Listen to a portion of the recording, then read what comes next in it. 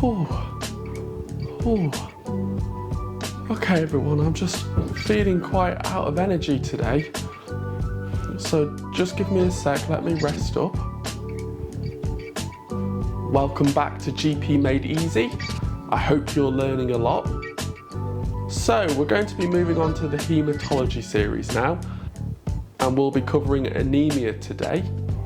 As always, I'm your host, Dr. Daniel Follows. Before we start, don't forget to like, comment and subscribe so I know that you're enjoying this content. So, let's go.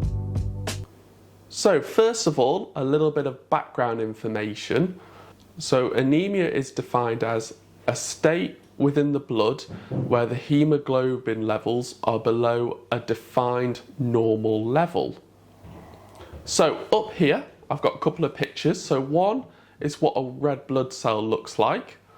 And number two, within the blood cell, there is what's called haemoglobin.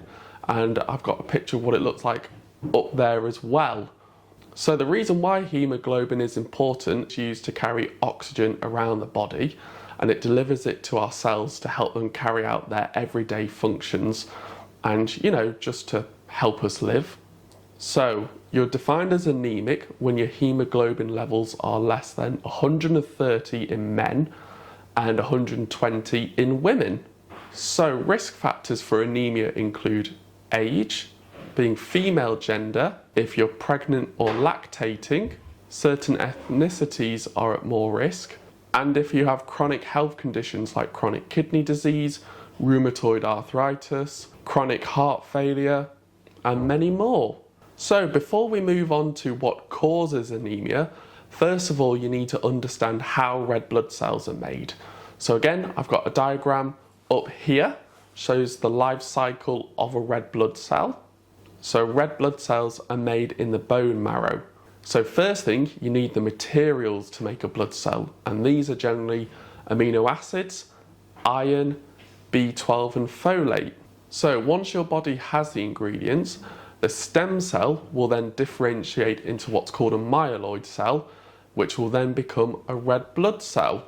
When your body detects low oxygen levels, your kidneys will release a hormone called erythropoietin, or EPO as it's more commonly known, which will encourage the bone marrow to make more red blood cells.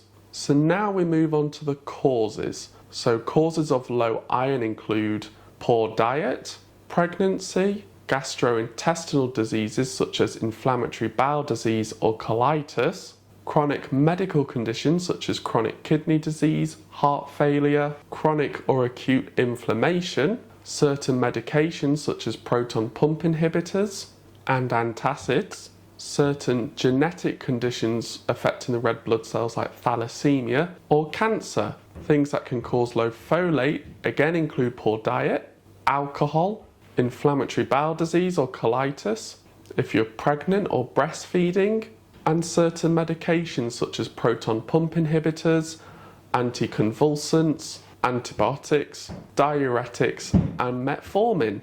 And for low B12, the causes are the same as for low folate, but there is also another condition called pernicious anemia, and this is an autoimmune condition where your body's immune system attacks the cells of the stomach, so it can't release something called intrinsic factor, which is needed to help absorb B12. Causes of low EPO include chronic kidney disease, acute or chronic inflammation, and bone marrow disorders such as myeloma, lymphoma, or aplastic anemia. And things that can cause issues with distribution and circulation include blood loss from things such as trauma, menstruation, hemorrhage, and surgery. Acute illness can be a cause, or a certain genetic condition called sickle cell anemia. Now on to how people with anemia might present. So they may feel weak, they may feel fatigued, they may have pale skin, they may state some symptoms such as chest pain, palpitations, or shortness of breath. They may have a headache, or feel dizzy, or feel lightheaded. They may say they feel cold hands or cold feet. They may have brittle nails, or their nails may be curling and I'll put some diagrams up here. They may have unusual cravings for things like ice or certain starchy foods. They may have loss of appetite. They may notice ringing in their ears that we call tinnitus. They may have altered taste. They may have a sore tongue. They may feel they're itching all over. They may notice some hair loss. They may get some ulcers in their mouth, or they may have some restless legs. Okay, you've assessed the patient and you suspect they may have anemia. So now you go on to investigations to confirm it. So first of all, you'll start with some blood tests and especially get a CRP to check if there's any signs of inflammation, a full blood count, and what we call hematinics, so that's just checking their iron, B12 and folate levels. If you suspect there may be a sinister cause to their symptoms, then you can add in some specialist tests such as a CA125 if you suspect anything with a patient's ovaries, celiac disease if you suspect they may have that. Other tests you may want to consider is a urine dip to make sure there's no microscopic blood in the wee, or even what we call a fit test, which is a poo kit they do at home, and it checks to see if there's any signs of microscopic blood in their poo. Now, one thing to make you aware of in the full blood count that may make it easier to identify the cause of the anemia is what we call the mean cell volume, and it's just the average size of the red blood cells. If they're on the smaller side, that could indicate an iron deficiency anemia. If it's in the normal range, then that could indicate still an iron deficiency anemia, or if they have an anemia of chronic disease, or they could even have a mixture of iron, B12 and folate deficiency. And if they have a large mean cell volume, then that indicates things for causes like alcohol, folate or B12 deficiency. Okay, so now we move on to management. So first of all, if you have identified a medical cause like a certain condition, then try and treat that first, but the patient may need supplements as well. So for the majority of these patients, they will need supplements initially to help top up the levels.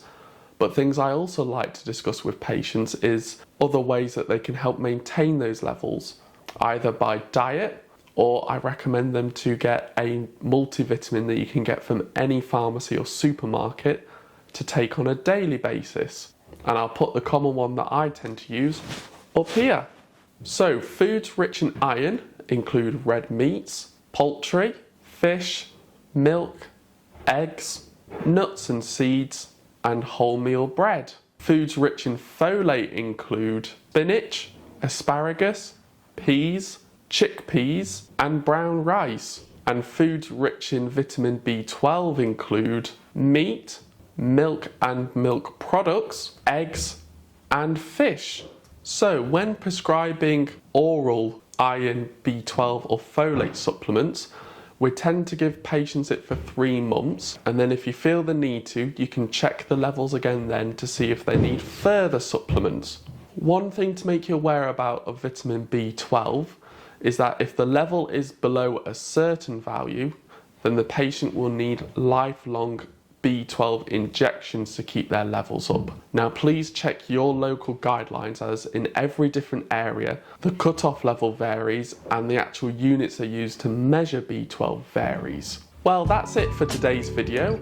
I hope you found it helpful. I'll link in the description down below all the resources I've used, and especially the e-learning that I've used. So if anyone's looking for any learning to do to get CPD points for their portfolio, then please take a look at the links. Don't forget to like, comment and subscribe so I know that you're enjoying this content. Also, if there are any topics you'd like me to cover in future, then please comment down below. I also post more shorter, regular videos on YouTube Shorts, Instagram and TikTok.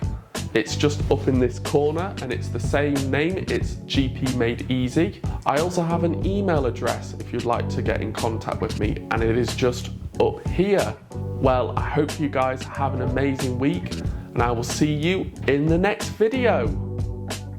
So take the tips I've given today and see if it helps improve your symptoms. If you're interested, there are more videos up here, or if you'd like to, hit the subscribe button up there.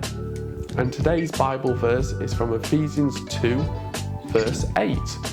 For it is by grace, God's remarkable compassion and favour drawing you to Christ, that you have been saved, actually delivered from judgment and given eternal life through faith. And this salvation is not of your own life, not through your own effort, but it is the undeserved, gracious gift of God. Well, I will see you guys in the next video.